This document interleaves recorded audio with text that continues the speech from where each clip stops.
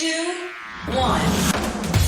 7 things you probably didn't know you need to know. I'm Jamie East, and this is the Smart 7. Good morning, everybody. It's Wednesday, the 26th of January, and it's Australia Day. And a big happy birthday to Ellen DeGeneres, Andrew Ridgeley, Jazzy B, and Jose Mourinho.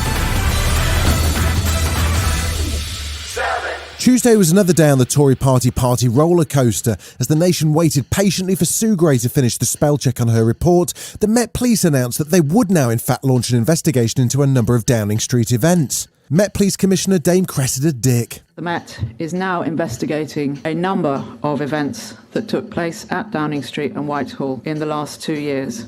My officers have assessed several other events. On the available information, these other events are assessed as not reaching the threshold for criminal investigation. Outside Downing Street, members of the Cabinet emerged to find the Met Police spotlight upon them, but Leader of the House, Jacob Rees-Mogg, had nothing but glowing support for embattled Boris. The leadership of Boris Johnson this country has been so brilliant that he has got us through this incredibly difficult period, and he's got all the big decisions right. We have opened up faster than any other European country, thanks to the Prime Minister, and I'm honoured to be under his leadership. Labour Shadow Foreign Secretary David Lammy says it's time for Boris to pack up his party and leave. The Prime Minister should simply resign, step aside and go, and let someone else get on with the job of running this very serious country at this very, very serious time. The Met Police investigation sparked suggestions that the famous Sue Gray report might be delayed, but it was later clarified that the full report will be delivered to Boris first, but then published very soon afterwards, and that report could be sent at any time. In the Commons, Boris was making positive noises about the arrival of the Met Police into the ongoing investigation of the lockdown party scandal. I welcome the Met's decision to conduct its own investigation because I believe this will help to give the public the clarity it needs and help to draw a line under matters. As stories circulated of party photos involving wine bottles, Deputy Labour leader Angela Rayner took a different view, asking what's been found during the investigation to merit the involvement of the Met Police. So it seems, Mr. Speaker, potential criminality has been found in Downing Street. What a truly damning reflection on our nation's very highest office. The US continued to pile pressure on Russia on Tuesday in a bid to halt any potential invasion of Ukraine. President Joe Biden shipped additional weapons, including Javelin missiles, to assist Ukrainian troops in a possible defence, while suggesting that any sanctions applied could also be directly opposed on President Putin. His administration are also working to provide alternate energy options for Europe if Russia were to turn off its gas pipelines. He spoke to reporters and emphasised the seriousness of the situation. There will be enormous consequences if he were to go in and invade, as he could, the entire country. Not only in terms of economic consequences and political consequences, but it'll be enormous consequences worldwide. If he were to move in with all those forces, it'd be the largest invasion since World War II. There were 94,326 new cases of COVID-19 yesterday and an additional 439 deaths announced. That's the highest level of deaths since February of last year. And a new study shows that 2/3 of people who contracted Omicron had already had COVID-19.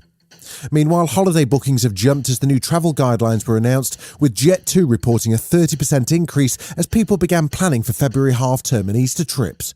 However, virologist Dinan Pillay, a member of Independent Sage, thinks it's still too early to ditch COVID rules protecting the vulnerable. I'm yet to hear any government minister saying we're following the science in deciding to reduce these restrictions. One thing is almost, well, I'd say definite, is that there will be future variants. So all I'm saying is that we've got to be careful. We've got to make sure our society is as protected as it can be, whilst, of course, opening up. We don't want to move back to a lockdown, but it's not either a lockdown or a free-for-all. Still to come on the Smart 7, Lady Gaga spills the beans on her Salma Hayek kiss, and the new Star Trek trailer is dropped. Right after this. Welcome back.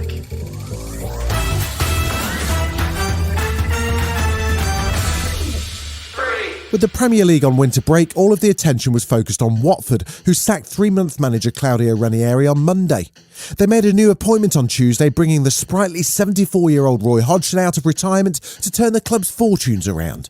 They're currently sitting at 19th in the table. Before he left, Claudio got a chance to say his goodbyes from the car park. I can say only good luck to everybody, to Watford, to the fans, to the board, to everything. I believe with these 3 new players, Watford can be saved and also arrive a fantastic manager. I wish all the best. She spent months living in character as Patrizia Reggiani for the House of Gucci movie, and she made headlines all over the world when she teased reporters by revealing she made out with co-star Salma Hayek in a deleted scene. Lady Gaga popped up on Jimmy Kimmel's show to explain herself and tell the story of how it went down. I was like, okay, listen, so before we do this scene, I just want your consent to do something together. And she's like, okay, what do you want to do? And I said, okay, so I was thinking, after the hit gets put out on Maurizio and you get the phone call that he's dead, that I walk over to you and kiss you. And she's like, what?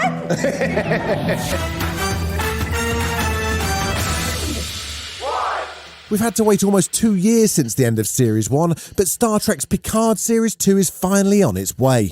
It's executive produced by and stars Patrick Stewart, and it'll be on Amazon Prime from March the 3rd. The first teaser dropped on Tuesday. What is this? What have you done? Welcome to the road not taken. Do you have any idea what's happening here? Reality has been broken. Earth 2024. A single change is vastly more dangerous than you realize. None of our tomorrows are guaranteed. You're gonna have to let go. This has been The Smart 7.